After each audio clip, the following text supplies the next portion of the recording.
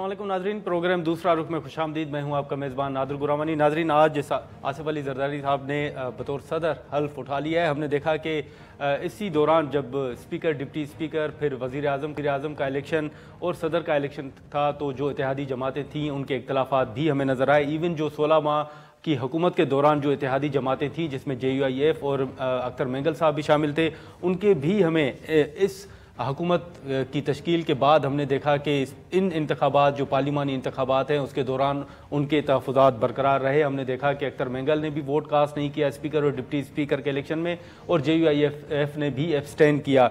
अभी हमने देखा कि अख्तर मेंगल साहब ने वोट तो कास्ट किया, लेकिन JUIF ने एब्सटेन किया था। इसी के साथ साथ अगर आप देखें तो MQM के भी तहफ़्फ़ुज़ात रहे। उन्होंने मुस्लिम लीग नून के साथ मुलाकातें की, एक मुआहदा बाज़ाब्ता तौर पर जो दस्तखत के साथ वो मुआहदा भी हमारे सामने आया, लेकिन पीपल्स पार्टी के साथ भी उनके इख्तलाफात हमें नज़र आए। और एक रोज़ कबल भी बिलावल भुट्टो जरदारी जो हैं वो खुद चल के पार्लियामेंट लाजिस गए और MQM के वफ़द से मुलाकात भी की, और MQM ने भी पीपल्स पार्टी को सपोर्ट किया। तो अब MQM के असल में जो तहफ़्फ़ुज़ात हैं, क्या हम ये कह सकते हैं कि वो तहफ़्फ़ुज़ात ख़त्म हो गए हैं? आगे MQM की स्ट्रेटजी क्या होगी? हम बात करते हैं। MQM के सीनियर रहनुमा अमीनुल हक साहब हमारे साथ मौजूद हैं। बहुत शुक्रिया अमीनुल हक साहब। सर, आज जरदारी साहब ने हल्फ किया, अब MQM को क्या तवक्कुआत है? हमने देखा कि 16 माह की हुकूमत PDM की हो या उससे कबल, या अभी भी जो आपके तहफ़्फ़ुज़ात हैं वो पीपल्स पार्टी से मुतलिक भी हैं, इलेक्शन से मुतलिक भी हैं, और नून लीग से मुतलिक भी हैं। नून लीग के साथ आपका मुआहदा हो गया, अब जो पीपल्स पार्टी को आपने सपोर्ट किया उसके बाद आपकी क्या तवक्कुआत है? देखिए, मैं समझता हूँ कि आसिफ अली जरदारी साहब को बहुत बहुत मुबारक हो कि मुल्क की दूसरी दफा वो सदर मंतखब हुए हैं। इस बात की उम्मीद हम उनसे रखते हैं कि यकीनन तौर पर जिस तरह माजी में उन्होंने मुल्क की खिदमत की थी पिछले 5 साल में, पार्लियामेंट को मजबूत किया था, जमहूरी रवायत को आगे बढ़ाया था, और जैसे कहते हैं कि सूबों को मजबूत किया था, हम उम्मीद रखते हैं कि इंशाअल्लाह ताला उन्हीं रवायत के साथ वो आगे बढ़ेंगे। देखिए, मेरा ख्याल है कि MQM पाकिस्तान का पीपल्स पार्टी के साथ हो या PMLN के साथ हो, मेरा ख्याल है कि पिछले 16 महीने के ताल्लुक रहा है, और बिलखसूस PMLN के साथ जो PDM का दौर था, जब शहबाज शरीफ साहब वजीर आजम थे, एक हमारे गुड वर्किंग रिलेशन के साथ मौजूद थी। हमने क्या हुआ कि MQM के टॉप लीडरशिप ने लाहौर का दौरा किया, और शहबाज शरीफ साहब ने रेसिप्रोकल तौर पर कराची का भी दौरा किया था, और उसका बुनियादी मकसद क्या था? बुनियादी मकसद ये था कि लोकल गवर्नमेंट सिस्टम को डिसेंट्रलाइज करना। इस हवाले से अच्छी बात ये थी कि दोनों सियासी पार्टियों ने, MQM हो या PMLN हो, दोनों ने अपने इसको मंशूर का हिस्सा बनाया। इसका मतलब आगे चलकर इसका अमल दरामद चाहते हैं। जहां तक बात थी पाकिस्तान पीपल्स पार्टी के साथ, हमने उनके साथ भी मुलाकात की, और जब ये वोटों का मामला बना, अच्छी बात ये थी कि बिलावल भुट्टो साहब ने एक वक्त की आला सतह वक्त की क़यादत करते हुए खालिद महमूद सिद्दीकी घर के तशरीफ लाए, तफसीली मुलाकात हुई, और MQM पाकिस्तान उनके सामने भी वो जो अमेंडमेंट हम आईनी तरामीम करना चाहते हैं थ्रू कौमी असेंबली, थ्रू पार्लियामेंट, वो हमने उनके सामने रखा। मेरा ख्याल है कि बिलावल भुट्टो साहब कराची बाउंड है, कराची ड्रूम है, आला तालीम याफ्ता है, ब्रॉड माइंड है।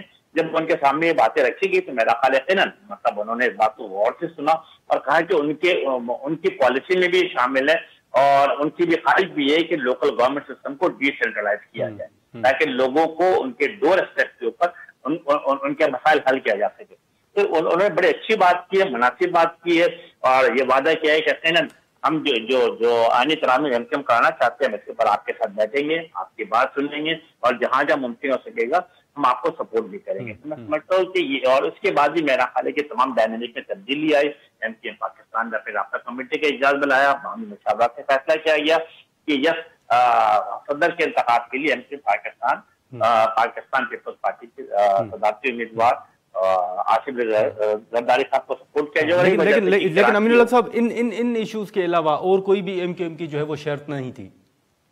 देखिए, असल में MQM पाकिस्तान देखिए कभी भी वजारत, नशीर या गवर्नरशिप की बात नहीं करते। MQM से अवाम की मसाइल की बात करते हैं, लोअर मिडिल क्लास को रिप्रेजेंट करती है, आला तालीम याफ्ता ऐसी क़यादत है। इसकी अगर अराकीन कौमी असेंबली को देखेंगे, सूबाई असेंबली को देखेंगे, तो मैं समझता हूँ कि PhD से लेकर तमाम लोग मास्टर डिग्री, कोई डॉक्टर, कोई इंजीनियर, कोई प्रोफेसर मौजूद है। तो हमारी क्या ख्वाहिश थी कि अवामी मसाइल हल होना चाहिए, और साथ साथ हमने क्या बात की, मेरा हाल PMLN से ही बात की, और अभी मौजूदा हुकूमत के सामने भी रखेंगे कि हमें जो अवाम, कराची की अवाम ने जो हमें 22 में से 15 सीटें जिताया है, इसी तरह हैदराबाद में जहाँ हमें 100% कामयाबी हासिल की, हम अर्बन डेवलपमेंट पैकेज की भी बात करेंगे, कि ताकि के शहर के अवाम के मसाइल हल हो सके।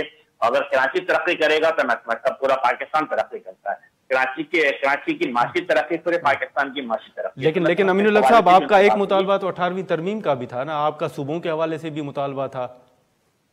नहीं, मेरा ख्याल 18वीं तरमीम को हमने क्या कहा, हमने कहा है कि 18वीं तरमीम को उसको असल रूह के मुताबिक अमल दरामद की श्रेणी बना दिया। असल रूह क्या थी कि जब वफाक से इख्तियारात निकलकर सूबों को जाते हैं तो वो चीफ मिनिस्टर हाउस में एक्यूमुलेट नहीं होने चाहिए, बल्कि उसको चीफ मिनिस्टर हाउस से निकालकर डिस्ट्रिक्ट लेवल पे, टाउन लेवल पे और यूसी लेवल में मुंतकिल किया जाए। इसीलिए एनकेएम पाकिस्तानी आईनी तरामीम पेश करना चाहती है ताकि ये मसाइल जो एडमिनिस्ट्रेटिव पावर है, जो फाइनेंशियल पावर है, जो पॉलिटिकल पावर है, जो 18वीं तरमीम के बाद चीफ मिनिस्टर हाउस में पार्क हो गया, उसको वहां से निकाल करके निचले सतह तक लेकर गया, ताकि मेरे और आपकी जो अवामी मसाइल है, पानी का मसला हो, सीवरेज का मसला, रोड का मसला, ट्रांसपोर्ट का मसला, हेल्थ का मसला, वो हम किसी एमएनए, एमपी और किसी मिनिस्टर के पास जाने के बजाय अपने इलाके में जो मौजूद मेरा काउंसलर है, यूसी का वाइस चेयरमैन है, यूसी का चेयरमैन है, जो कि मेरी गलियों मोहल्लों में रहता है, मेरी गाँव पास पड़ोस में रहता है, मैं उसके पास उस लेवल तक ये मसाइल हल हो सके। तो हम ये कह सकते हैं कि जो 18वीं तरमीम का मामला है, एमकेएम उस पर भी कायम है, सूबों की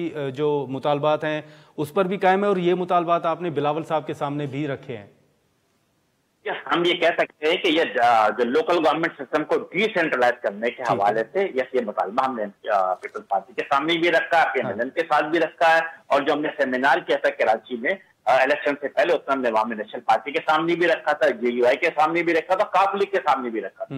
अच्छी बात ये थी कि ANP हो या GUI हो या काफ लीग हो, इन तमाम लोगों ने इसको ब्रॉडर सेंस में एक्सेप्ट किया था, क्योंकि इससे फायदा तो कराची को नहीं है, बल्कि इससे फायदा कराची, लाड़काना, पेशावर, कोयटा, फैसलाबाद, उन तमाम जगहों को फायदा पहुंचेगा। उन तमाम लोगों के मसाइल जो है उनके दरवाजों के सामने हल किया जा सकेगा। ये तमाम सियासी पार्टी फर्दर तैयार है। मैं समझता हूँ कि पीपल्स पार्टी भी एक आला क़यादत है, वसील क़ल्बी और वसील नजरी का मुज़ाहरा करेगी, अवाम के मसाइल को वो भी हल करना चाहते हैं, एमकेएम भी हल करना चाहती है। इस मौक़िफ़ के ऊपर भी दोनों पार्टी के मैं समझता हूँ कि मुस्तक़बिल करीब में मौक़िफ़ एक ही होगा, इंशाअल्लाह ताला आईनी तरामीम पार्लियामेंट में जरूर पेश की जाएंगी। तो इसी के साथ साथ अमीनुल हक साहब, आपने देखा कि जब नून लीग के साथ आपकी बातचीत चल रही थी तो उस वक्त आपने रजामंदी तो जाहिर की मुस्लिम लीग नून को वोट देने का या सपोर्ट करने का, लेकिन उस वक्त तक आपने वजारतें लेने का, काबीना में शामिल होने का फैसला नहीं किया था। तो अब बताएंगे कि क्या हतमी फैसला हो चुका है कि एमकेएम काबीना में आ रही है? देखिए, जैसे मैंने कहा कि वजारत, मशीर या गवर्नरशिप एमकेएम का कभी भी शेवा नहीं है, और एमकेएम कभी इस बात को डिमांड भी नहीं करती है। असल मसला अवाम के मसाइल का हल है। मेरा ख्याल है कि PMLN के साथ गुड वर्किंग रिलेशन मौजूद है, और वो तमाम अहम मसले के ऊपर वो एमकेएम के समाज में लेके चल रही है। मैं समझता हूँ इस हवाले से अगले एक दिन के अंदर या आज या कल तक ये तमाम फैसला होगा कि एमकेएम यकीनन, मेरा ख्याल है कि पार्लियामेंट के अंदर हम हुकूमत साइड पे बैठे हुए हुकूमत को सपोर्ट कर रहे हैं। बल्कि आपको याद होगा नादिर कि एमके पाकिस्तान तो वो सियासी पार्टी जिसने इलेक्शन के ऐलान के फौरी बाद क्या मुतालबा किया था कि वजीर आजम नून लीग का होना चाहिए, और हमने कहा था हम उनको सपोर्ट भी करेंगे, और ये वजह है कि जो हमने वादा किया, जो दावा किया, हम उसका अमल पैरा है।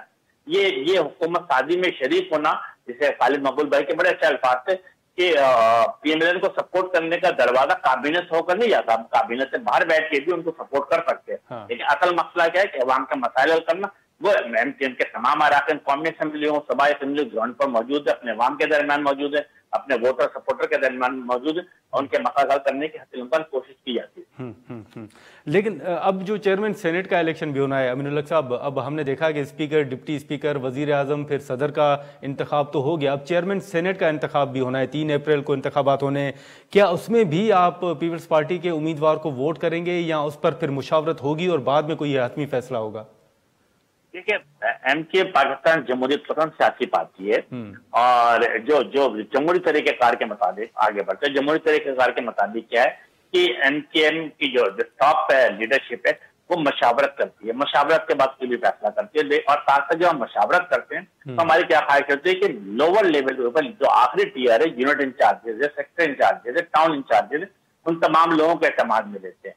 मेरा ख्याल है कि ये भी 3 अप्रैल आगे है, और सेनेट के चेयरमैन के इलेक्शन के हवाले से जो भी सूरत डेवलप होगी, यकीनन एमकेएम टॉप लीडरशिप आपस में बैठेगी, बाहमी मशावरत करेगी, मशावरत के बाद जो भी फैसला होगा, मेरा ख्याल है कि थ्रू प्रेस कॉन्फ्रेंस हम पूरे पाकिस्तान के आवाम को बताएंगे। لیکن امین الحق صاحب، ہم نے پارلیمان کے اندر بھی دیکھا جب آپ کے مذاکرات چل رہے تھے، ہم بھی وہاں پر موجود تھے، جب دستخط ہوئے، پریس کانفرنس ہوئی، وہیں پر میڈیا سے گفتگو بھی آپ نے کی.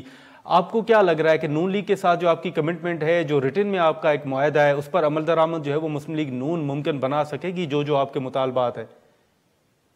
دیکھیں، میرا خیال ہے کہ نادر، ہم اگر پچھلے 16 مہینے کی پی ڈی ایم کی حکومت کا حصہ تھے اور اس حوالے سے جو 16 مہینے پہ جو مختلف کام تھے، جیسے آپ کو یاد ہوگا ڈیجیٹل سینسس ایک بڑا ایشو تھا اور این پی ایم کے لائف اینڈ ڈیتھ کا معاملہ تھا شہر کراچی کے لیے، حیدرآباد کے لیے. ہم نے اس مسئلے کو اٹھایا، الحمدللہ شہباز شریف صاحب نے اس کو بڑی سیریس لیا اور سب نے دیکھا کہ ڈیجیٹل سینسس کا باقاعدہ انعقاد کیا گیا اور اعلان کیا گیا. کراچی کی آبادی جو 1 کروڑ 30 لاکھ پہ ختم کی جا رہی تھی، 2 کروڑ 4 لاکھ پہ ختم ہوئی. اس کا فائدہ کس کو پہنچا؟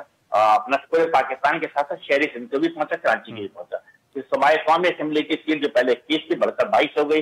صوبائی اسمبلی کی کراچی کی سیٹ جو پہلے 44 تھی بڑھ کر 47 ہو گئی. اس کا مطلب اسی طریقے سے K4 کا منصوبہ ہو، گرین لائن کا منصوبہ ہو یا حیدرآباد یونیورسٹی کے مسئلے ہو، اور میرا خیال ہے کہ پی ایم ایل این کے ساتھ ایک گڈ ورکنگ ریلیشن ہماری بنی ہوئی تھی. انہوں نے تمام چیزوں پر عمل پیرا کرنے کی کوشش کی. ہم اس بات کی امید رکھتے ہیں کہ انشاءاللہ تعالیٰ مستقبل قریب میں جو اربن ڈیولپمنٹ پیکج کی بات ہے، گرین لائن کا منصوبہ کو مستقبل کی طرف لے کر جانا ہو، یا K4 کا منصوبہ جو اب 26 ارب سے بڑھ کر 126 ارب کا ہو گیا تھا، میرا خیال اس میں بھی اضافہ ہوگا. یقیناً ہم یہ تمام چیزیں لیکن امین اللہ صاحب، آپ کے تو جو میئر کراچی ہیں اس حوالے سے بھی بڑے تحفظات ہیں نا، تو وہ معاملہ آپ چلنے دیں گے یا اس حوالے سے بھی کوئی بات چیت ہو رہی ہے؟ دیکھیں، ہونا کیا چاہیے، میرا خیال ہے کہ میں ایک بالکل سادگی سے کام لوں گا.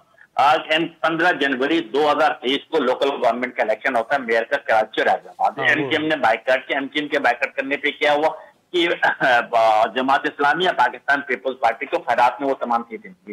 ہونا کیا چاہیے کہ جب 8 فروری 2024 کو الیکشن ہوتا ہو، کراچی کے عوام، حیدرآباد کے عوام، کراچی کے عوام 80% اور حیدرآباد کے عوام 100%. ایم کیو ایم پر اعتبار اور اعتماد کرتے ہیں، ان کے رکن قومی صوبائی اسمبلی منتخب ہو جاتے ہیں. ہونے کے چاہیے کہ پیپلز پارٹی کا جو دوسری کے چیئرمین ہے، وائس چیئرمین ہے، کونسلر ہے یا جماعت اسلامی کو، ان تمام کو ریزائن دینا چاہیے، عوام کے درمیان جائے اور عوام کے درمیان جا کر دوبارہ اعتماد کا ووٹ لے. تو انشاءاللہ تعالیٰ ایم کیو ایم پاکستان میں الیکشن میں حصہ لے گی اور پھر دودھ کا دودھ اور پانی کا پانی ہو جائے گا. اچھا، یہ تجویز آپ رکھیں گے ویسے باضابطہ طور پر پارٹیز کے سامنے؟ یہ تو ہمارا مطلب اوپن جسے کہتے ہیں کہ ہم نے ہر پریس کانفرنس میں اپنی تقریر میں یہ بات کہی ہے کہ تمام جو منتخب بن جاتے ہیں نمائندے، ان کو فوری طور پہ استعفیٰ دے دینا چاہیے، مستفید ہونا چاہیے، تاکہ ایم کیو ایم پاکستان بھی سلیکشن میں چلے، پھر پتہ لگے کہ عوام کس کے ساتھ کھڑے. چلیں ٹھیک ہے. امین الحق صاحب بہت شکریہ سر، آپ نے ٹائم نکالا. ناظرین، امین الحق گفتگو آپ نے سنی، خاص طور پر جو مسلم لیگ نون اور پیپلز پارٹی کے ساتھ ان کی بات چیت چل رہی تھی. یہاں پر ہم ایک شارٹ بریک لیں گے اور بریک کے بعد جو مولانا صاحب مختلف جماعتوں کے ساتھ ملاقاتیں کر رہے ہیں، عید کے بعد احتجاجی تحریک کی باتیں ہو رہی ہیں، اس حوالے سے کیا جو پیش رفت ہے وہ ہو چکی ہے، جے یو آئی ایف کہاں تک پہنچی ہے، جو مختلف جماعتیں ہیں جس میں جی ڈی اے بھی شامل ہے، جی ڈی اے کا اس حوالے سے کیا موقف ہے، ہم بات کریں گے. سینیٹر کامران مرتضیٰ صاحب ہمیں جوائن کریں گے، لیکن یہاں پر ایک شارٹ بریک لیتے ہیں.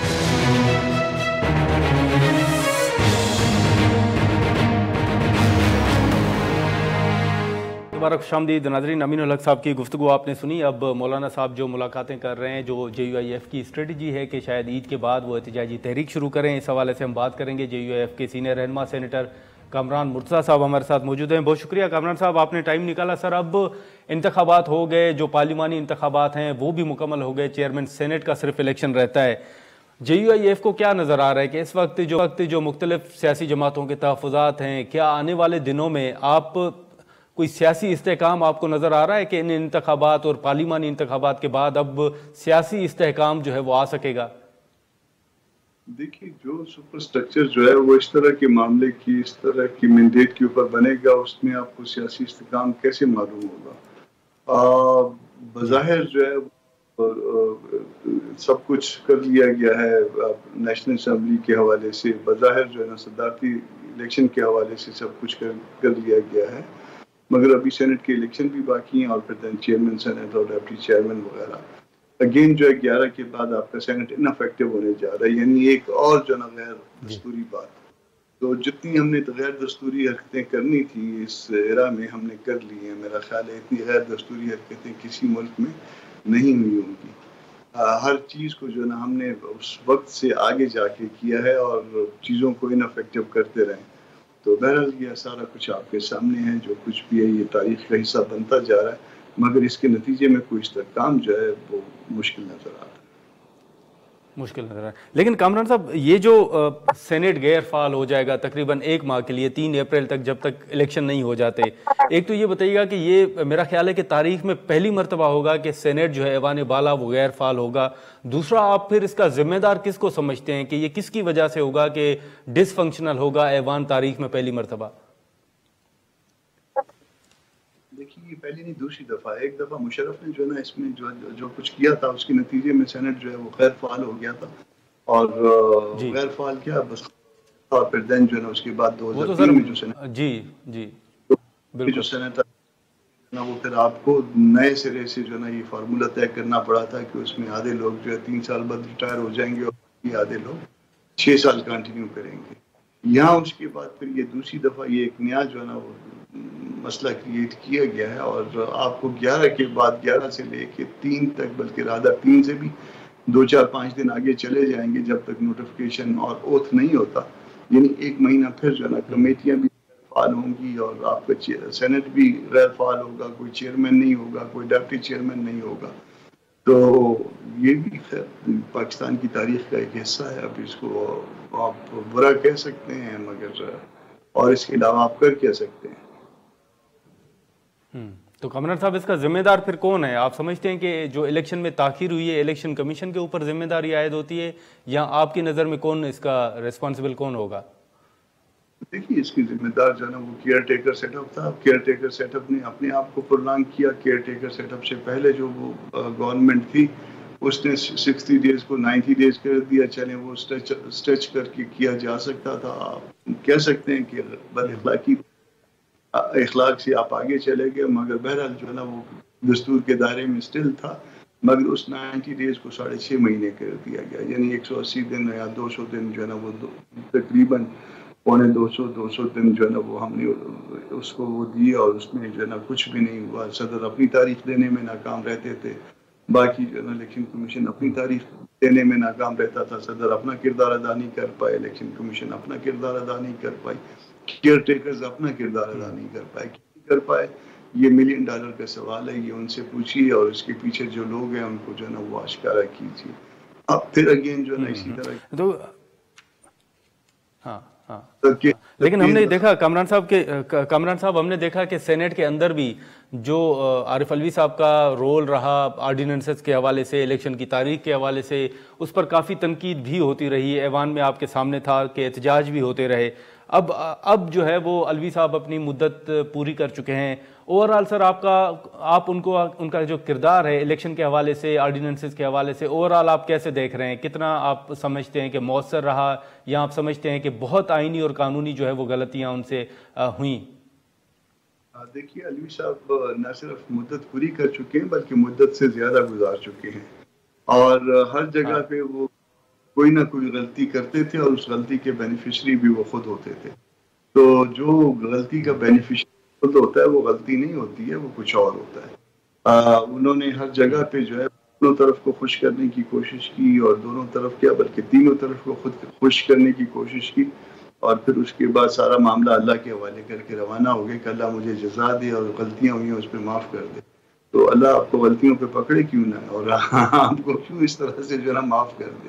اس وقت تو قوم کو آپ نے بھی کھلواڑ کیا ہے, اگر دوسروں نے کیا ہے تو آپ نے بھی کیا ہے, اور آپ بھی اس کے شریک کار ہیں.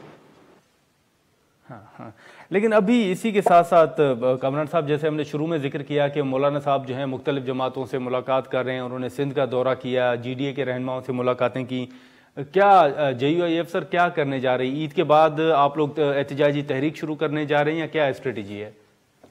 دیکھیے ہم پلس لے رہے ہیں, سارے صوبوں میں مولانا صاحب گئے ہیں, اور یہی جو ہے نا وہ پلس جو ہے نا وہ چیک کر رہے ہیں کہ کس طرح اور کس وقت جو ہے نا وہ مناسب وقت ہوگا تاریخ شروع.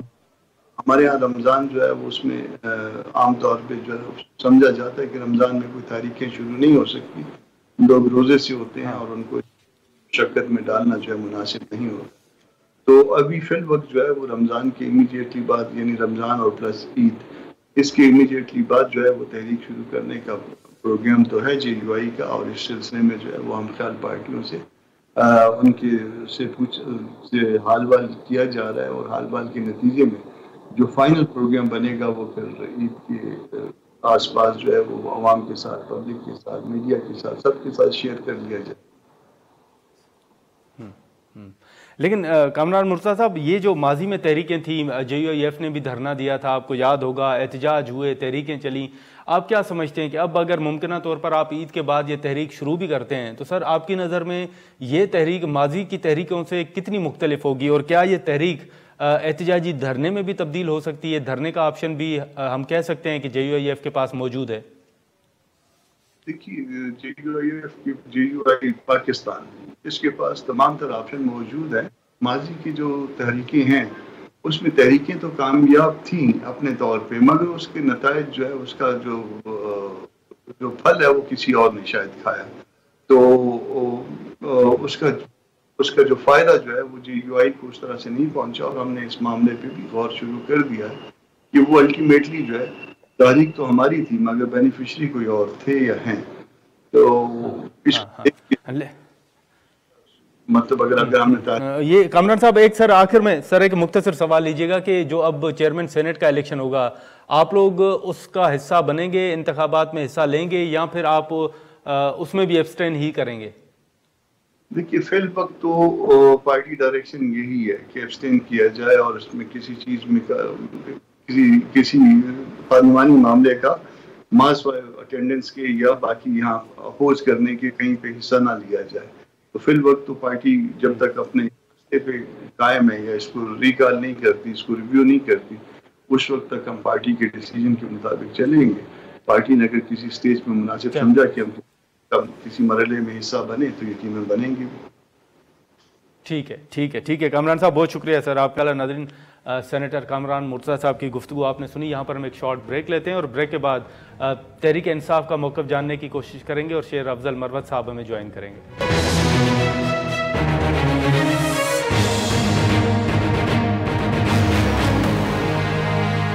پروگرام میں دوبارہ خوش آمدید ناظرین۔ پیپلز پارٹی کے سینئر رہنما سلیم مانڈی والا صاحب اس وقت ہمارے ساتھ موجود ہیں، ہم ان سے گفتگو کریں گے۔ سلیم صاحب بہت شکریہ، آپ نے ٹائم نکالا مختصر نوٹس پہ۔ اس وقت آج زرداری صاحب نے جو ہے وہ اوتھ لے لیا ہے۔ اب تقریباً جو پارلیمانی انتخابات کے حوالے سے بات کی جائے تو اب صرف چیئرمین اور ڈپٹی چیئرمین سینٹ کا انتخاب ہی رہتا ہے۔ اب اوورآل آپ چیلنجز کیا دیکھ رہے ہیں؟ آپ کابینہ میں شامل تو نہیں ہو رہے، لیکن بننے والی اس حکومت کو اب کابینہ آنے والے دنوں میں تشکیل پائے گی، کیا چیلنجز اوورآل آپ دیکھ رہے ہیں؟ دیکھیں جی، سب سے بڑا نادر چیلنج تو اکنامک چیلنج ہے، ٹھیک ہے، پولیٹیکل چیلنج نہیں ہے، اور اکنامک چیلنج بہت بڑا ہے۔ ہمیں $25 بلین اس سال ادا کرنے ہیں، اور دوسرے جو چیلنجز ہیں انفلیشن کے اور فسکل ڈیفیسٹ کے اور دوسری چیزیں، بہت بہت اپ ہل اکنامک چیلنج ہے۔ تو اس وقت میں سمجھتا ہوں پرائم منسٹر اور پریزیڈنٹ جو ہیں ان دونوں کا فوکس جو ہے وہ اکنامک ایشوز کے اوپر ہے۔ اچھا، تو اس میں آپ چیلنج کہاں دیکھ رہے ہیں سلیم صاحب؟ اب ہم نے دیکھا کہ ماضی میں کہا گیا کہ اسحاق ڈار صاحب کو جو ہے وہ وزیر خزانہ نہیں ہونا چاہیے، یہ سوال ہم نے آپ سے پہلے بھی آپ کے سامنے رکھا تھا۔ اب جو کابینہ تشکیل پائے گی اس میں پیپلز پارٹی کا انپٹ ہوگا کہ وزیر خزانہ کس کو ہونا چاہیے؟ دیکھیں، کیونکہ ہم گورنمنٹ میں نہیں ہیں تو جو بھی وزیر خزانہ یہ گورنمنٹ ڈیسائیڈ کرے گی وہی وزیر خزانہ ہوگا۔ اگر وہ ڈار صاحب ہوں گے تو ڈار صاحب ہوں گے، اگر وہ ڈار صاحب نہیں ہوں گے تو کوئی اور ہوگا۔ یہ تو اب گورنمنٹ کے اوپر ہے، because we are not part of the government, تو ہم یہ نہیں کہہ سکتے کہ اس کو لگائیں اس کو نہ لگائیں، یہ ہمارا نہ مینڈیٹ ہے نہ ہماری یہ پوزیشن ہے۔ مطلب اگر ڈار صاحب بھی آ جاتے ہیں تو پیپلز پارٹی کو کوئی اعتراضات نہیں ہوں گے؟ نہیں، ہمیں کیا اعتراض ہوں گے؟ دیکھیں، اگر وہ سمجھتے ہیں کہ ڈار صاحب مسئلے کو حل کر سکتے ہیں اور IMF اور دوسرے ملٹی لیٹرل آرگنائزیشن سے جو بھی ہماری ریکوائرمنٹس ہیں، اکنامک ریکوائرمنٹس، فائنینشیل ریکوائرمنٹس پوری کر سکتے ہیں تو کوئی حرج نہیں۔ اچھا، لیکن اب IMF کے ساتھ معاہدہ ہونا ہے سلیم صاحب، اب یہ بتائیں کہ اب کوئی عوام کو خوشخبری بھی ملے گی، کوئی ان کے لیے اچھی خبر بھی ہوگی، یا آنے والے دنوں میں آپ دیکھ رہے ہیں کہ نہیں جو آپ کی حکومت ہوگی اس کو مزید مشکل فیصلے جو ہیں وہ کرنے ہوں گے؟ دیکھیں، یہ ڈیپینڈ کرے گا کہ IMF سے نیگوشیشن اچھی ہوتی ہیں، IMF آپ کی پوزیشن سمجھتی ہے، آپ کے چیلنجز سمجھتی ہے، یہ سارا کچھ ڈیپینڈ کرتا ہے جی نیگوشیشن پہ۔ ٹھیک ہے، تو میں سمجھتا ہوں کہ اگر کوئی آدمی ہوگا جس کو سمجھ ہوگی کہ ان سے کیسے ڈیل کرنا ہے، کیا کرنا ہے، کیا ہمارے چیلنجز ہے، انفلیشن بڑھانے کے کا پیکج نہ ہو ایسا آئی ایم ایف کے ساتھ کہ جس سے فردر انفلیشن بڑھے، فردر انرجی کاسٹ بڑھے، فردر چیزیں بڑھیں، تو یہ تو اب ڈیپینڈ کرے گا کہ نیگوسیشن پہ. ہاں لیکن سلیم صاحب آپ ان معاملات پر، معیشت کے جو معاملات ہیں ان پر گہری نظر رکھتے ہیں. آپ بتائیے گا کہ اب جو بھی آئی ایم ایف کے ساتھ مذاکرات کرے گا، آپ کی تجویز کیا ہوگی کہ کون سے ایشوز ہیں، کون سے نکات ہوں گے جن کو اولین ترجیح یا ترجیحی بنیادوں پر رکھنا چاہیے یا ان کو زیادہ اہمیت دینی چاہیے؟ دیکھیں ناظر، میں آپ سے سمپل اردو میں بات کرنا چاہتا ہوں. جی. آپ کے خرچے زیادہ ہیں، انکم کم ہے. ٹھیک ہے. اور آئی ایم ایف یہی کہتی ہے کہ آپ کے خرچے زیادہ ہیں اور آپ کے پاس انکم نہیں ہے. آپ اپنی انکم بڑھائیں، آپ اپنے ٹیکس پیئر بڑھائیں، آپ اپنی ریونیو کلیکشن ٹھیک کریں.